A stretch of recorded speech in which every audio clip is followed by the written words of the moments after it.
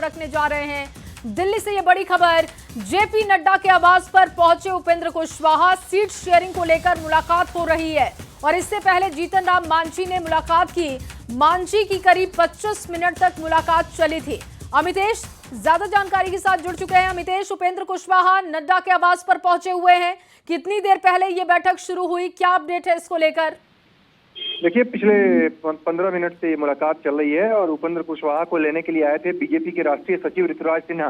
ऋतुराज सिन्हा को जिम्मेदारी मिली है और वो लगातार उपेंद्र कुशवाहा से पटना में भी कई राउंड बातचीत कर चुके हैं और दिल्ली पहुंचे थे। दिल्ली में उपेंद्र कुशवाहा के आवास पर आए, वहां मुलाकात करने के बाद एक ही गाड़ी से दोनों पहुंचे हैं, उपेंद्र कुशवाहा और ऋतुराज सिन्हा। और अभी वहां पर जेपी नड्डा के आवास पर मीटिंग चल रही है। तो जीतन राम मांझी की भी मीटिंग हुई, जेपी नड्डा से ही मीटिंग हुई है और धर्मेंद्र प्रधान, विनोद तावड़े उसमें शामिल थे।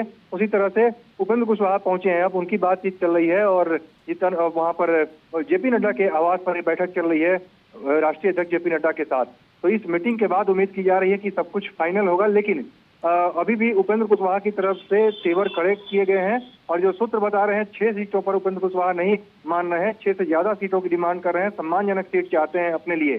तो देखना है कि इस बैठक के बाद क्या नतीजा निकलता है। बिल्कुल अमितेश, और ये जो तस्वीरें और हलचल है अब ये उस तरफ बढ़ती जा रही है जहां से तस्वीर पूरी साफ हो सकती है। और जैसा कि लगातार कहा जा रहा है कि बहुत जल्दी हम सीटों का ऐलान कर देंगे, उसी कड़ी से जोड़ के इन तस्वीरों को देखा जा सकता है कि पहले जीतन राम मांझी पहुंचे, अब उपेंद्र कुशवाहा पहुंचे हैं। और ये अब मान लिया जाए क्या कि आज रात तक सारी तस्वीर साफ हो जाएगी और उसके बाद सुबह हम सबके सामने सीटों के बंटवारे की जो खबर है वो होगी। बिल्कुल, आज शाम आज रात की बात करें तो काफी क्रूशियल रहने वाला है और उपेंद्र कुशवाहा से बैठक चल रही है। इसके पहले जीतन राम मांझी की मुलाकात हुई और उम्मीद की जा रही है एक बार फिर से जीतन राम मांझी की मुलाकात बीजेपी के शीर्ष नेतृत्व से होगी। तो आज जीतन राम मांझी और उपेंद्र कुशवाहा दोनों के साथ सीटों का फाइनल समझौता कर लेना चाहती है बीजेपी और आज रात सब कुछ तय हो जाएगा। तो उसके बाद इस बात की उम्मीद की जा रही है कि कल सुबह 11 बजे तक, जैसा बीजेपी के अध्यक्ष दिलीप जायसवाल ने कहा था, कल सुबह 11 बजे तक इस बारे में सब कुछ फाइनल कर दिया जाएगा और प्रेस कॉन्फ्रेंस के जरिए ऐलान कर दिया जाएगा कितनी सीटों पर कौन सी पार्टी चुनाव लड़ रही है। ठीक है अमितेश, आप नजर बना के रखिएगा, आगे भी आपसे अपडेट लेंगे। फिलहाल के लिए आपका बहुत शुक्रिया तमाम जानकारी के लिए। तो देखिए, ये बड़ी खबर, सियासी हलचल की तस्वीरें भी लगातार हम आपको दिखा रहे हैं।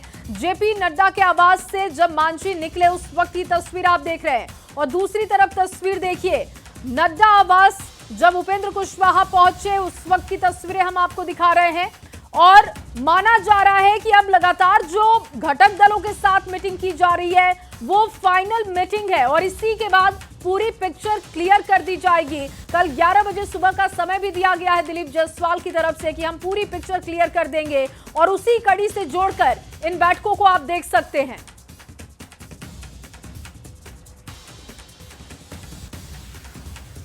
और चलिए आपके सामने एक और बड़ी खबर रखें। पप्पू यादव का सोशल मीडिया एक्स पर पोस्ट आया है और लिखा कि जब नाश मनुज पर छाता है पहले विवेक मर जाता है। सांसद पप्पू यादव ने महागठबंधन में सीटों के बंटवारे पर यह लिखा है और कहा कि पहले जो आरजेडी पार्टी थी वो मार्क्स पार्टी थी, लेकिन अब टेक्निकल राजद है। अब आप टेक्निकल चीजों में ही फंस जाएंगे तो देरी तो होगी ही। पहले भी हमने कहा था कि आप अपने सभी गठबंधन दलों को सम्मान दीजिए, कांग्रेस के हक को या कांग्रेस के सम्मान को राहुल गांधी के रहते तो कोई छीन नहीं सकता है। और ये देखिए पोस्ट किया है उन्होंने एक्स पर, पप्पू यादव का ये पोस्ट आपको दिखा रहे हैं जो एक्स पर उन्होंने किया और लिखा कि जब नाश मनुज पर छाता है पहले विवेक मर जाता है। और इसके साथ साथ उन्होंने कहा कि आरजेडी को लेकर मैंने पहले भी कहा था कि अपने घटक दलों का आप सम्मान बरकरार रखिए और अगर आप कांग्रेस के हक को छीनना चाहते हैं तो जब तक राहुल गांधी है ये पॉसिबल नहीं है। आरजेडी, लालू यादव की आरजेडी, लालू यादव जी बहुत पहले, अब जो आरजेडी है वो टेक्निकल आरजेडी है। पहले जो आरजेडी थी वो मास आरजेडी थी। अब टेक्निकल चीज़ों में आप फंस जाइएगा तो लेट तो होगा भैया। 2+2 मैंने तो पहले भी कहा कि अपने सभी एलाइज को सम्मान दो। जब जब जब जब घोसी में माले का एमएलए है तो आप क्यों राहुल शर्मा जी को आप ज्वाइन करा करके आप ये कर रहे हो?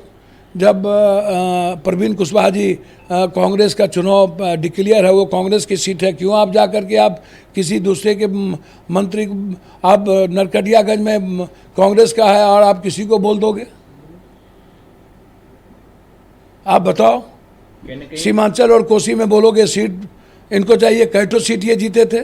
कांग्रेस का जो हक है वो आरजेडी मारना चाह रही है। भैया कांग्रेस के हक को, कांग्रेस के रेस्पेक्ट को राहुल गांधी के रहते कोई नहीं छीन सकता। तो पप्पू यादव को आप सुन रहे थे और पप्पू यादव का कहना है कि टेक्निकल चीजों में फंसेंगे तो फिर देरी होगी, यानी सीटों को लेकर बातचीत अभी भी बन नहीं पा रही है, पेच वो फंसे हुए ही दिख रहे हैं। और अब आप